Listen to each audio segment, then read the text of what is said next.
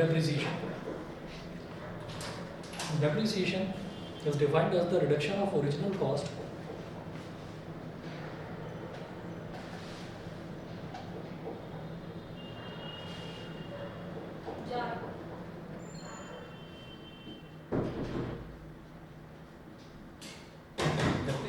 Depreciation is defined as the reduction of original cost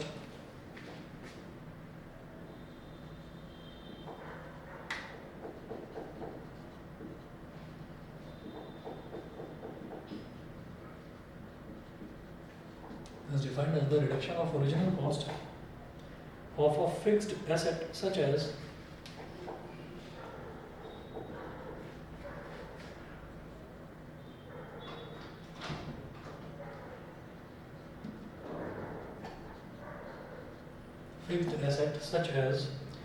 buildings, furniture, machinery, vehicles, etc.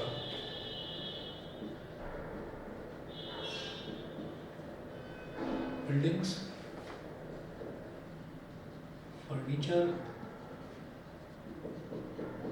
machinery,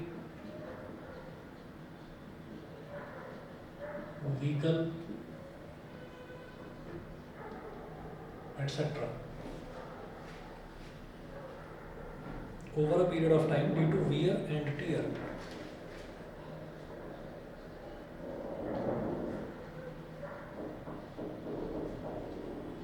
Over a period of time due to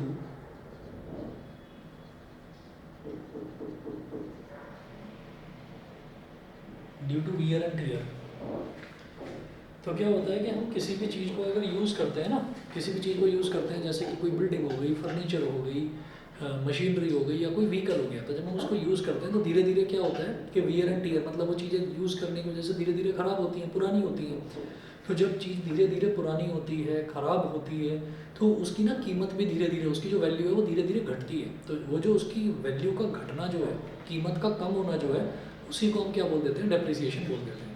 अब depreciation calculate करने के तरीके हैं, लिखिएगा methods of computing depreciation.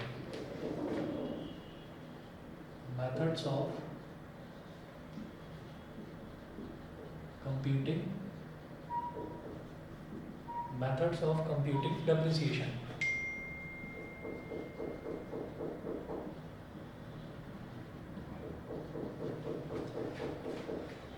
Methods of computing depreciation. Methods of computing depreciation, इसमें लिखेंगे the most common methods of computing depreciation are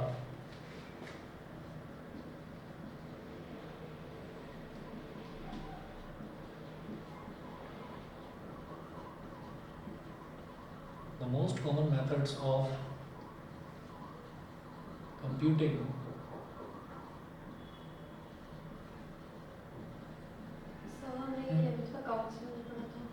अच्छा starting के तो करेक्ट। अच्छा the most common methods of computing depreciation are, first है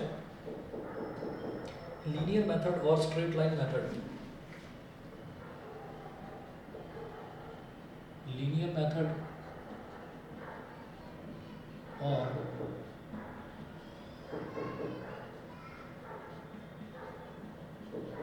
straight line,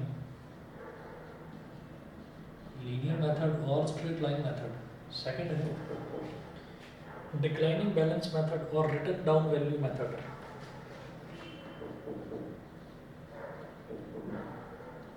declining balance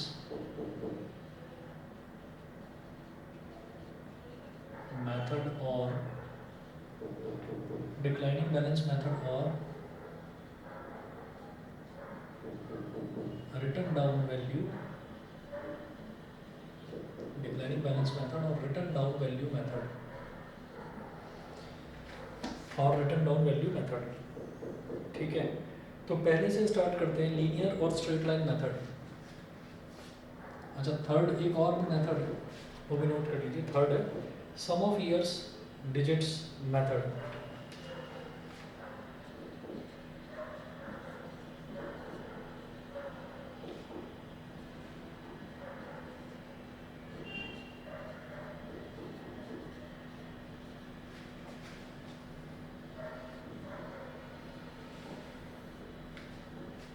sum of years digits method.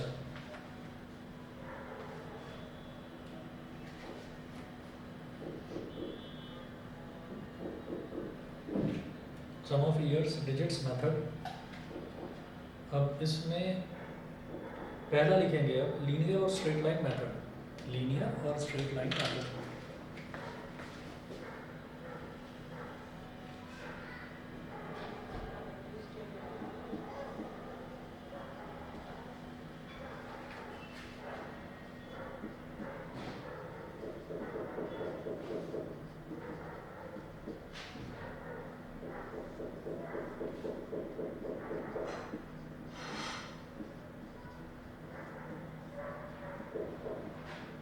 Linear or straight line method. Annual depreciation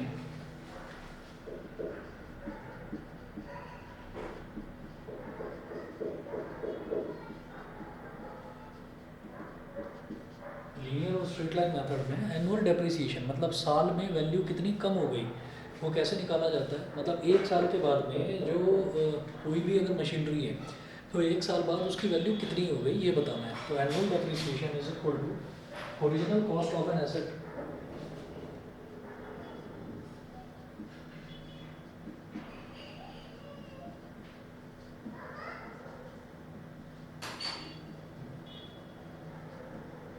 original cost of an asset minus scrap value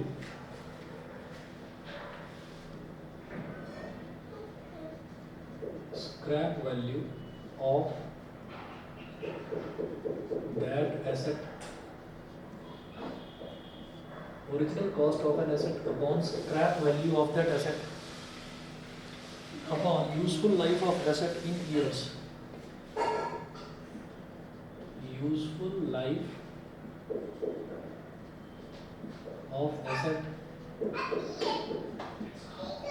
in years.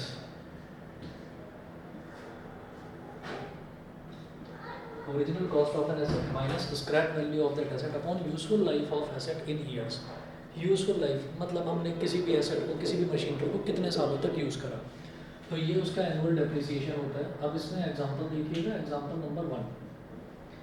Example 1 देखिएगा, इसमें है अ machine costing ₹50,000 has a useful life of 4 years।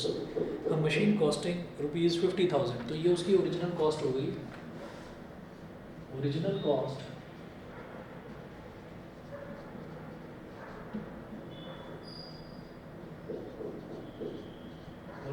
हो गई ₹50,000, ठीक है।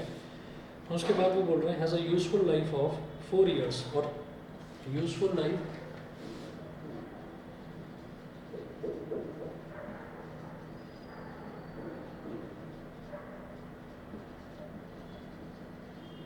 Life होगी उसकी कितनी, 4 years। Estimated scrap value is ₹10,000।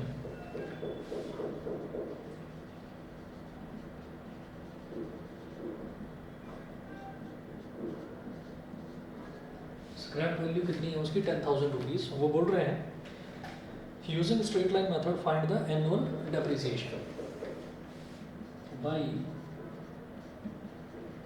Straight line method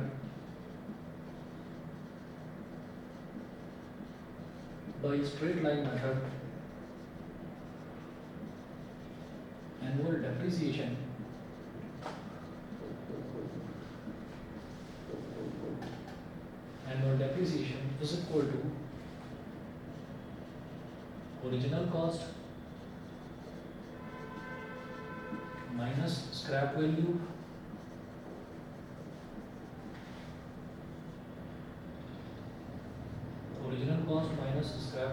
upon useful life।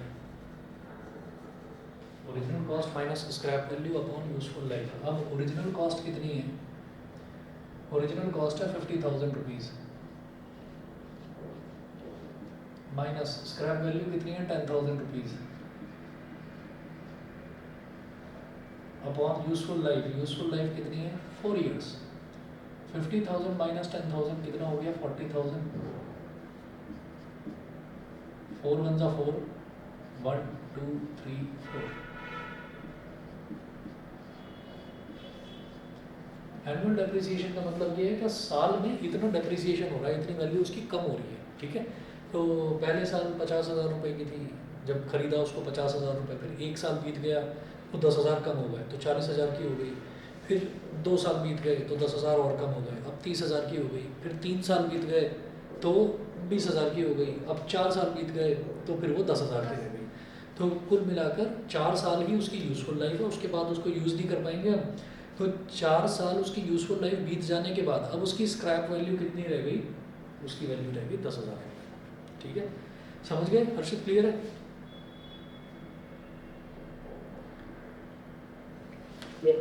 ठीक है। एग्जाम्पल नंबर 2 देखिएगा, the annual depreciation of a car is ₹30,000। तो एक कार है, उसका एनुअल डेप्रिसिएशन जो है वो 30,000 है, मतलब हर साल उसकी कीमत जो है वो 30,000 रुपीज़ घट जाती है, डेप्रिशिएट हो जाती है।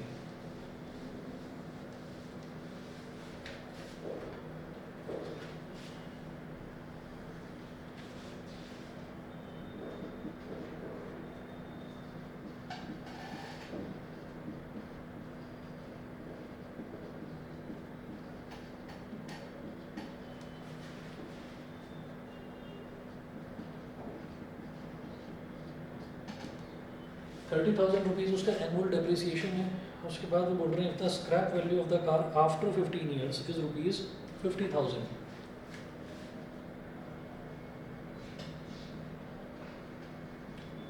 तो सर स्क्रैप जब वैल्यू, मैं स्क्रैप वैल्यू दे ही नहीं रखी, सपोज कुछ भी नहीं दे रखी, तो हम उसको जीरो एज्यूम कर लेते हैं। नहीं स्क्रैप वैल्यू निकालने के लिए बोला जाएगा ना।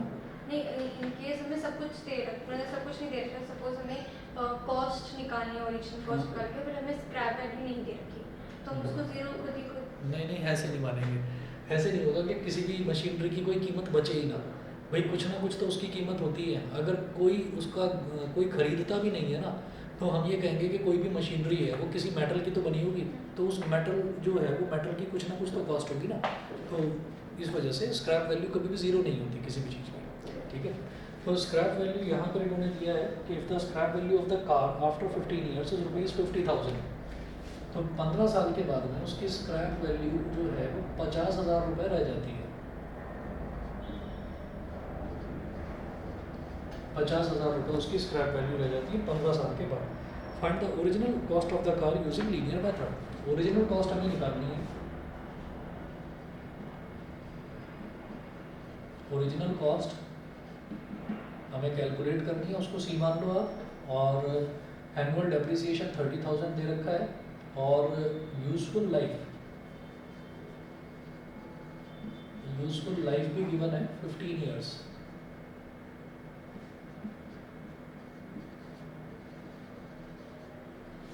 यूजफुल लाइफ दे रखी है 15 ईयर्स। तो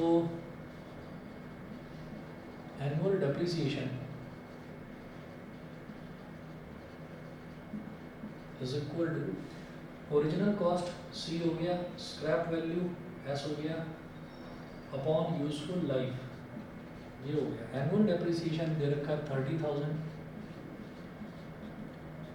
ओरिजिनल कॉस्ट कैलकुलेट करना है, सी माइनस स्क्रैप वैल्यू कितना दे रखा है 50,000, अपॉन यूजफुल लाइफ कितना है 15 ईयर्स, ठीक है। आप इसको इधर मल्टीप्लाई करिए, 15 3 जा 45, 45 के आगे 4 जीरो लगा दो, 1 2 3 4 is equal to capital c minus 50,000। अब माइनस 50,000 को इधर ले आओ तो कैपिटल सी कितना हो जाएगा 4,50,000 प्लस 50,000, तो ये कितना हो गया ₹5 लाख, ठीक है। तो वो जो कार की ओरिजिनल कॉस्ट थी वो 5 लाख रुपीज़ थी, ठीक है। उसके बाद एग्जांपल नंबर 3 देखिएगा।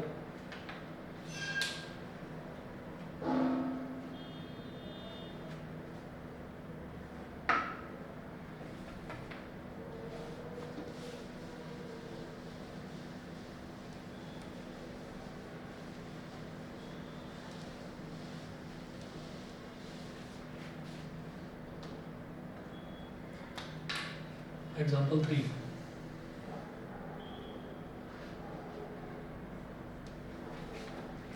एग्जाम्पल 3 में है अ dining table costing rupees 36,000 has a useful life of 15 years.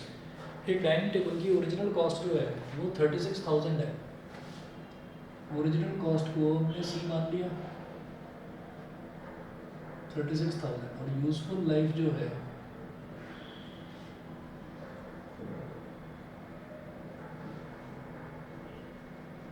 इसकी यूजफुल लाइफ दे रखी है 15 ईयर्स।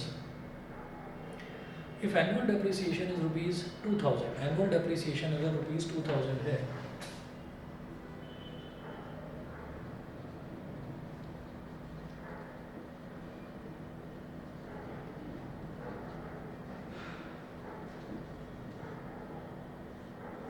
एनुअल डेप्रिसिएशन है इसका rupees 2000, find its scrap value using linear method. तो स्क्रैप वैल्यू हमें इसकी फाइंड करनी है, उसको हमने एस मान लिया। तो annual depreciation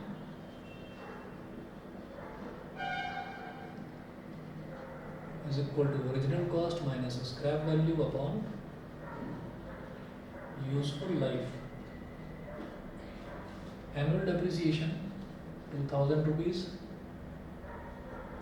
original cost 36,000 rupees, scrap value s upon useful life 15, उसको इधर ले आओ, 15 टू ज़ा 30 के आगे लगा दिए 3 0, 30,000 is equal to 36,000 minus s को इधर ले आए plus s is equal to 36,000 minus 30,000। तो जो स्क्रैप वैल्यू है कितनी हो गई रुपीज़ 6,000 रुपीज़ उसकी स्क्रैप वैल्यू होगी। ठीक है, चलिए जी। उसके बाद देखिएगा ये एक्सरसाइज 14.3 है। एक्सरसाइज 14.3 में देखो क्वेश्चन नंबर 1 है, piece of equipment that cost rupees 25,000 has an estimated useful life of 8 years and rupees 0 scrap value. इस क्वेश्चन में ये दे रखा है कि एक पीस है इक्विपमेंट का, वो बिल्कुल 8 साल के बाद ख़त्म हो जाता है, यानी कि कोई स्क्रैप वैल्यू नहीं बचती। Find the annual depreciation using linear method. तो यहाँ पर एनुअल डेप्रिसिएशन आपको निकालना है, स्क्रैप वैल्यू दे रखा है कि 0 लेना है। ठीक है, क्वेश्चन नंबर 2 देखिएगा, कर लेंगे ना इसको, क्वेश्चन नंबर 1 हो जाएगा। क्वेश्चन 2 देखिए, machine costing rupees 30,000, original cost 30,000, expected to have a usual life of 13 years, usual life 13 years, final scrap value of rupees 4,000 उसकी स्क्रैप वैल्यू दे रखी है।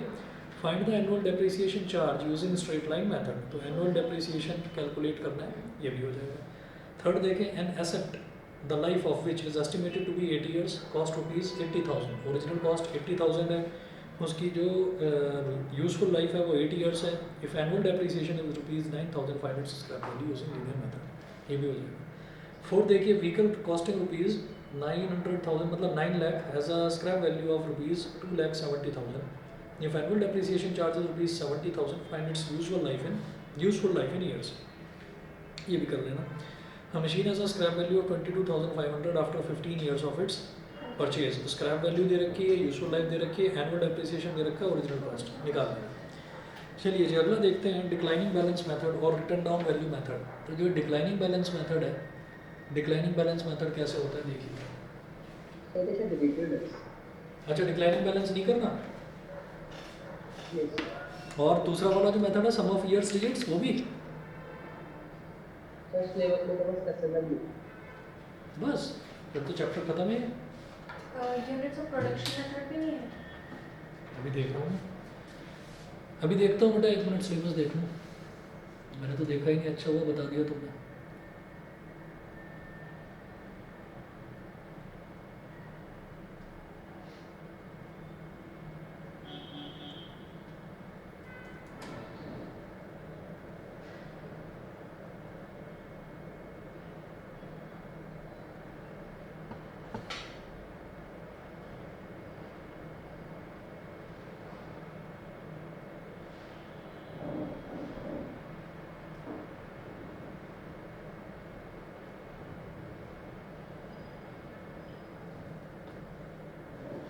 ये आपका आएगा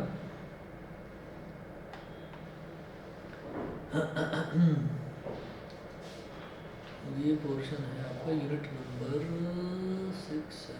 7 में है, financial mathematics, calculation of returns, नहीं सॉरी, हाँ, calculation of returns, nominal rate of return, compound annual growth rate, और फिर है linear method of depreciation, define the concept of linear method, interpret cost residual value and usual life of an asset from the given information, calculate depreciation.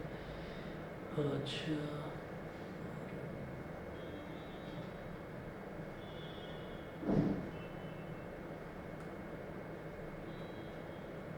notes or explanation that students will be able to do, ठीक है, meaning and formula, हाँ भाई नहीं है इसमें तो कुछ भी नहीं है, बस लीनियर लीनियर मेथड जो है, लीनियर मेथड ऑफ डेप्रिसिएशन, बस आगे सम ऑफ ईयर्स ऑफ डिजिट्स कुछ नहीं करना, तो बस ये तीसरी वाली एक्सरसाइज कर लेना। अब बताओ अगला कौन सा चैप्टर करवाऊँ स्टार्ट? सर इसी का ही कौन सा? हम ये वाला पढ़ रहे थे, perpetuity sinking funds and EMI, रुक जाओ जरा, इसमें बॉन्ड्स रिलेटेड है। ठीक है, हमें करना है परपेचुइटी कॉमा सिंकिंग फंड्स, बस ये दो ही हैं। ईएमआई में रिलेटेड है। नहीं, ईएमआई अगले चैप्टर अगली यूनिट में दे रखा है, कैलकुलेशन ऑफ ईएमआई है, ठीक है, तो ये दो टॉपिक्स हैं आपके, परपेचुइटी, सिंकिंग फंड 3 और ईएमआई, तो ये इससे पहले वाला चैप्टर है ना, ठीक है।